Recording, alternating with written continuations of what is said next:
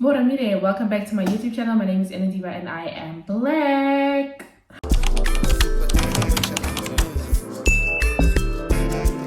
So in my last video, I didn't know that people really like to tussle about these things. And by the way, I have a question, and don't fight me because I know how you girls like to tussle. So let's just talk about it even a bit more. But I've been thinking about more things because someone in the comments, most of the people in the comments in the last video were saying that that's the way that I was reasoning in the video is why a lot of relationships these days don't work or don't make it past 10 years, or the way that people like me reason is the reason why the dating scene is in the predicament that it is. And I beg to differ. So I brought the receipts. and the bullet points, and we're going to talk about it today. So the first reason why I think that relationships are not really working out, or the reason why the dating scene is the way it is because there are just way too many options out there in the world. Like, you could be on a dating app and you can literally filter, you can find your type, like your specific type. You can filter if you want, like, to only see black people, Asian people, white people, whatever you want to see. You can filter age, you can filter distance, you can even filter the location, like where do you want this person to be. So you can technically find whoever you want to find on these dating apps these days. You could even find someone who's married or in an open relationship or likes BDSM or whatever it is that you like, girl, you'll find. Like someone who likes to go on coffee dates, go for walks, whatever it is, you will find. There are just too many options, and I feel like people don't understand that yes, there are too many options, but not all of these options are viable. Like, not all of these options are good, not all of these options are gonna make sense. Yeah, okay, it's also leaving us with like decision paralysis. English.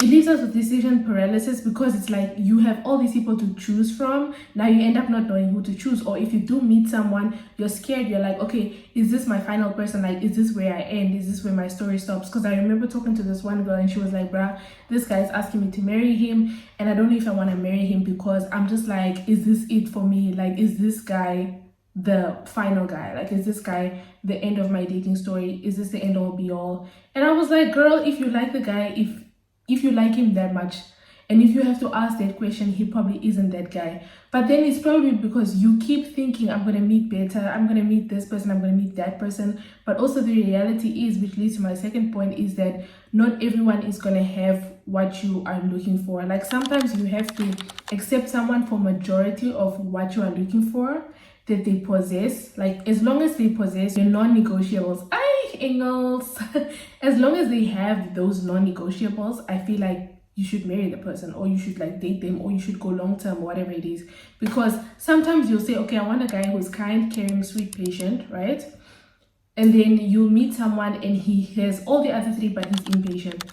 Patience is something that you can really grow on with time. I never used to be a patient person. I used to be really impatient and I used to be short-tempered. And look at me today. Look at me today. I didn't crash out at one single comment on my posts. I've been chilling, okay? It's possible. If it happens to me, it can happen to you too. I am delivered. I don't like men no more. Sometimes you think, okay, I want to be with this guy, but he just doesn't like buying me flowers. Then you date the next guy who buys you flowers, but he doesn't give you money. So now it's like you have the flowers, but you don't have the money. So pick right. I feel like you'll find your perfect person, because that's how a lot of married people or people in relationships that have lasted long, they tend to describe their partner like that. They tend to say, oh my gosh, this guy is just perfect for me, he's everything that I wanted, but the reality is he wasn't in the beginning. He was probably like 70% of what you wanted, and the 30% he grew into wanting to be that for you. When I met my husband, right, he was really everything that I wanted, like physically, mentally, emotionally. He was just everything. And I was like, gag, who is this? Where they do that? They got this on Amazon. But when I met him, he was everything that I wanted. But there were other things, you know, like him opening up, being vulnerable about his feelings, communicating. Those were things that we had to work on along the way, because not everyone is going to have everything that you want. And I could have been like, you know what, you don't know how to communicate, you don't know how to talk about your feelings, next. But I wasn't. I was like, you know what, maybe this is something that we can work on, and let's try to work on it. And if it doesn't work, it's not meant to be. But if it does, then great. And look at me now. But in terms of also social media, I feel like there's so much pressure on relationships and even on you as a partner in your relationship. Like, you'll go on social media and you'll see like guys doing the most for their wives, right? Like, sometimes these videos come on my algorithm and I literally had to start blocking these pages or like saying not interested every single time because I don't want to see that on my timeline. Like, you'll see a page of this guy who wakes up like at 5 a.m. to make breakfast for his wife who's still sleeping because she's gonna wake up at 8, and then you start looking at your husband and like, why are you still sleeping while I'm sleeping? Like, why are you not waking up like the other guy on TikTok and making all these things for me? But you don't know the other side of the relationship. Like, you don't know the other side of that person. You just only saw this little snippet of them online. Now you're looking at your partner like, why didn't you get me this? Which also brings me back to the historical example I keep making on our podcast that I had with my sissy. We were talking about Valentine's Day. It was our Valentine's Day episode. And on this episode, she had mentioned how a boyfriend of hers had bought her like a hamper for Valentine's Day, right? And it was like, you know how the hampers are, maybe are like snacks and drinks and stuff. And it had a JC LaRue, I think, in the hamper. And then he brought the hamper to her workplace and everybody was like, oh my gosh, so cute, love is nice, oh, is so nice, sutu, what. And then she opens the hamper and she's like showing everybody what she got, right? And one girl goes, he brought all those things and he didn't even bring a mug. Like, what are you gonna drink the JC LaRue in? And I'm like, what would you say that? That's the sound of a what? A hater. Because why would you say that? Like, what was the reason? What was the reason of bringing that up? Like, okay, he didn't bring a mug, but it's a thought that counts. And there's a mug at work. She can also drink the champagne at home. Like, so now my friend was feeling self-conscious about the gift that she got for her from her boyfriend for Valentine's Day. And I'm like, these are the things, these small things that put so much pressure on your relationship. That is why people are unhappy, not because of their partners or because of the relationship itself. It's because of external pressures and external expectations that are put on your relationship. Like, even when I was saying that I didn't get proposed to, people were like, you didn't get proposed to? I didn't get proposed and I didn't care. I didn't care to be proposed, okay? Look at me. Do I look like I care? Look, just take it. Do I look like I care? Look at me. Look, no, Sharice, look at me. Do I look like I care? Look. I don't care. I remember one time I went on a dinner date with my husband. We were still dating then. And he asked me, like, how do you know, like, what is one thing that you want from your partner that you feel like is going to make you feel like this is a set situation, you know? And I was like, I don't really think that there's a one specific thing that someone can do for me that will make me feel like they love and care about me. I think it's about the daily actions and the small things. Like, how you treat me every day is a bigger testament than how you treat me like only on Valentine's Day or on my birthday or our anniversary. Like, if you don't treat me nice every day and then you want to fly me out on these 3 days, I'm not going to be happy, unfortunately. He's been doing small things every single day. Like, now he started working night shifts and he'll like leave me snacks in the kitchen or he'll cook and leave me food in the fridge when I get off work because we don't see each other, you know? So like, it's just about you not internalizing what people are also putting onto your relationship. Like, you have to also be honest with your partner, like, okay, we are not those kind of people, okay? We are not the kind of people who will travel every other day. Maybe we're the kind of people who just want to be at home watching Netflix, ordering our food, and that's it for us. That should also be enough. You don't have to put unnecessary pressure on yourself because you're like, oh, other people are going on dates and we're just sitting at home. It's also fine if you just sit at home. It's okay. It's not the end of the world, Stevie. It's not the end of the world. Gender wars are also a whole other reason why I feel like all this is happening. It's always men are this, women are that, men are this, women are that. I get it to an extent, but I feel like this is creating a disconnect between, especially, I'm only going to make an example of heterosexual relationships. It's like the women are talking about the things that men do with other women and the men are talking about things that women do with other men. So these two don't get the opportunity to reflect together and analyze like the strengths and the weaknesses between the two of them. Okay, and a good example of this in a relationship is also if your partner has a tendency of telling their friends what's going on between the two of you, instead of sitting down with you and like talking to you about certain things. You are asking Jeremy what's wrong with me. Jeremy doesn't know me. He doesn't know why I'm doing what I'm doing. You need to ask me because I know why I'm doing what I'm doing. Okay, I'm always screaming at you. Ask me why you're always screaming at me, bruh. Like, you can't just talk to me now. What's wrong? Then I will explain myself and say, you know, I scream at you because I already said it nicely 20 other times before, but you're not listening, so now I have to scream at you. Do you get me? Because now Jeremy is just gonna say, bruh, she's tripping, you need to leave her. Then you leave me, then what? Then tomorrow we start again with a new person because of something that we could have just spoken about between the two of us. That's why I keep saying lack of communication. Lack of communication, lack of communication, lack of communication, lack of communication. What we also don't seem to talk about enough is the 50-50 scam that are now being introduced in the relationship scene. The whole thing of like, yeah, we should split the bills 50-50, we have to go 50-50 on everything. That is an entire scam, and I will not subscribe to it because it's impossible in a relationship to genuinely always be giving 50% of everything. You guys, first of all, don't earn the same money most of the time. You don't earn the same income, so it's not possible for you to split the bills 50-50 because it's gonna take more from the other person's money than the other one. Before you say, oh, when she was living alone, she was able to pay her own rent. Yeah, because she was probably paying rent for a place that's suitable for one person. Now you guys live together, you probably live in a bigger place, you have more utility bills and other things that obviously would make it more an expense from one person's salary than the other ones. So 50-50 doesn't really make sense. Plus, also statistics show that women do more of the housework than men do. So we are splitting 50-50, then I'm still doing more of the housework, and then I still have to get pregnant, give birth, take care of the babies, and then still be your wife, and then still be their mother. And also the mothers are the primary caregivers. Like, do you smell a trap? Because I do. I smell a trap, okay? It's not giving, guys. It's not possible to be 50-50 in a relationship. Sometimes one is up, sometimes one is down. Sometimes one has to handle the small bills while the other one handles the big bills, or something like that. But it's not possible for you guys to genuinely be 50-50. If I pay the bills, yeah, let it be the Netflix and the maybe the electricity and the heat, but I can't be paying the rent on top of doing housework, on top of cleaning, on top of cooking. Those are actual jobs that people get paid to do, and I'm not going to do it for free for someone else. Wait, no. Because when you really think about it, a man would never live with another man for free. Let's say a man is jobless or he doesn't have money. He would rather live in his car. He would rather be homeless, live in his car, go back to his mother's house, than live with another man for free. He would never go live with his friend and be like, yeah, this is my bra, I'm living with him while I'm getting my back on my feet. Never. Why? Because men understand that if people have the power to feed you, they have the power to starve you. They have the power to control where you go, what you do, what you say, who you spend time with, who you bring home. They can decide what time you have to come home because it's their house, it's not yours, and you have to abide by their rules. And if a man would never do that, what makes you think that you should do that as a woman? Another thing that I also saw on TikTok this week was a woman who was asking like, why are happily married women gatekeeping? Like they're happy, yeah. Why are happily married women gatekeeping their happily married stories?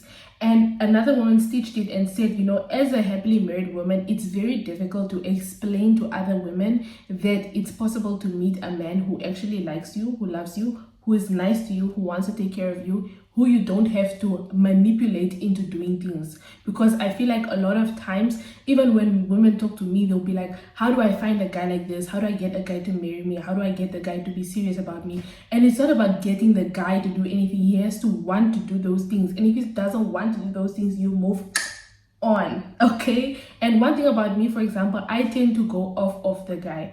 Like, I tend to look at what he wants. I don't say, hey, I think we should start dating, I think we should make things official, like what are we? I don't initiate those conversations. I wait and see how he moves. If he moves like he's single, then I also move like I'm single. Like I told you guys last time, if he said he's gonna call you at night and he didn't call you, go on about your life.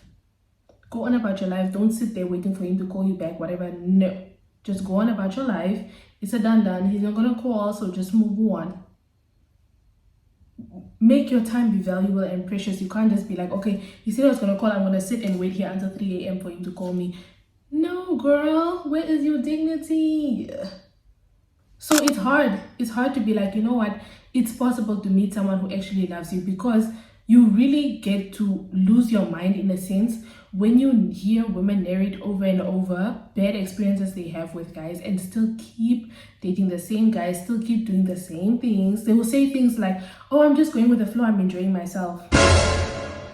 knowing damn well you cannot go with the flow. You don't know how to go with the flow. You don't know how to just chill. You don't know how to do any of that stuff, but still you tell yourself, I'm just going with the flow. He said we should go see where things go. He said we should do this. We're just casual. He said, but you don't, it's not what you want, and you keep doing it. And then I still have to sit there and be like, yeah, Like, I was talking to this other lady who was married 10 years already to her partner, and she told me about how she met another guy, and she was comparing her husband to this guy that she met. And she was like, this guy is like almost everything I want in a man. Like, he knows where he's going in life.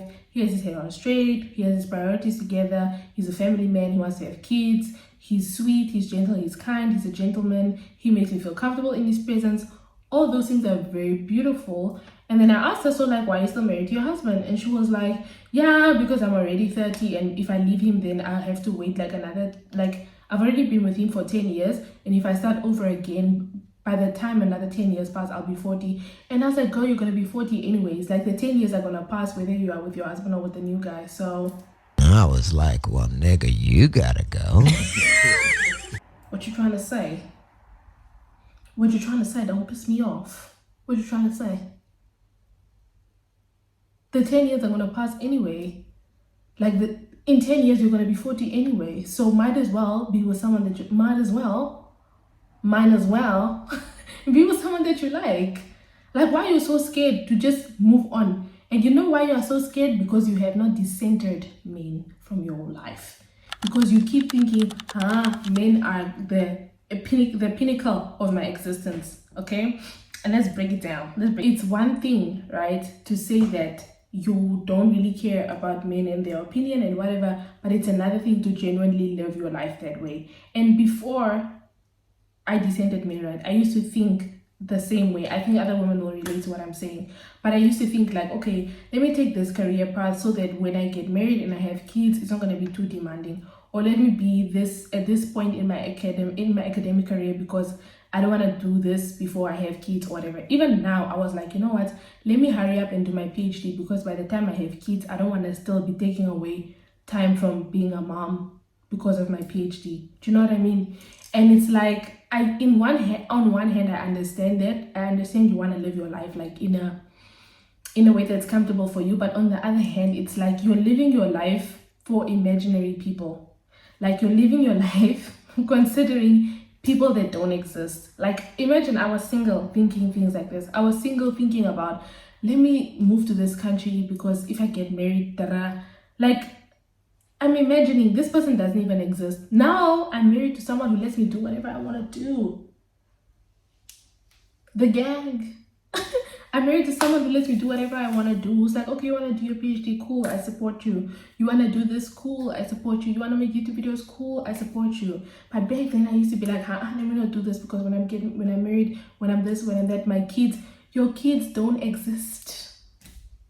Your kids don't exist. And you are doing what? You are planning your life around imaginary people that don't exist. Do you see how crazy that is? And you haven't decentered these people. You keep thinking about, what is a man going to think about me? I can't be too successful because I'm not going to find a husband. I can't be too this because no one is going to want to marry me. I can't be too loud because no one is going to want to marry me. I can't have an opinion too much because no one is going to want to marry me. I need to know how to cook. You don't need to know how to cook. Sometimes you can just wish for God to give you a husband who knows how to cook and loves to cook for you. And cooking is his love language. And he gets to cook for you every day. How about them apples? How about that? How about you have a happy ending? How about that? How about that? How about you meet a man who loves you and you have your 2 kids already and he still wants to be a stepfather to your 2 kids? How about them apples? How about them apples? Like, why can't you just have a happy ending? Why can't you just be like, you know what? I deserve good things and good things are going to come to me. Why does it have to be a misery story? Why does it have to be my life is over or my life can't go past this? You can have it all, girl. You can have it all. Gender norms are also so made up. Like, men saying in my last video, men were saying in the comments like, you don't understand the job of the man, the purpose of the man is supposed to do this, the man is supposed to do that. He is not supposed to do anything. She is not supposed to do anything. sometimes the relationship or the marriage just doesn't work that way. Sometimes he's probably going to be the one that's going to cook and clean all the time, and she's going to be the one that's going to bring in the money.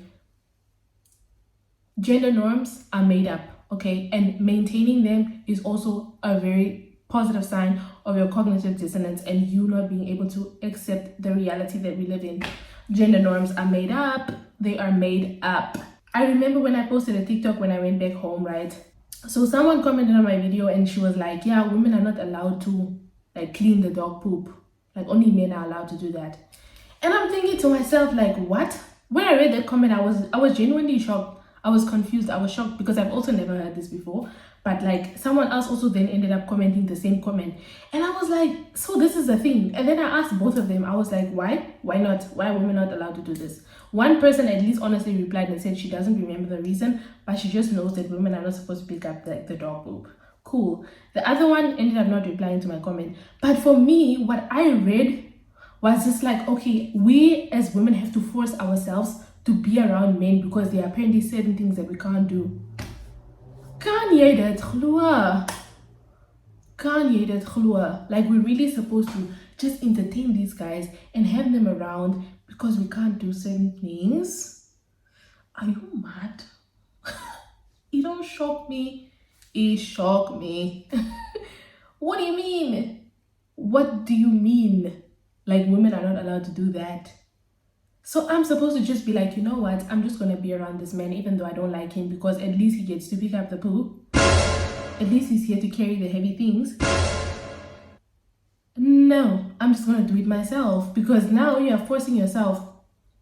You understand what I mean? Like it's a culture of women just forcing men to be in their lives and they don't really need the men. Because we grew up most of the time just with my mom at the house because my dad wasn't working in our city. So my mom was doing everything. My mom was cleaning the yard. My mom was cleaning the house. My mom was fixing her car. My mom was fixing the plumbing.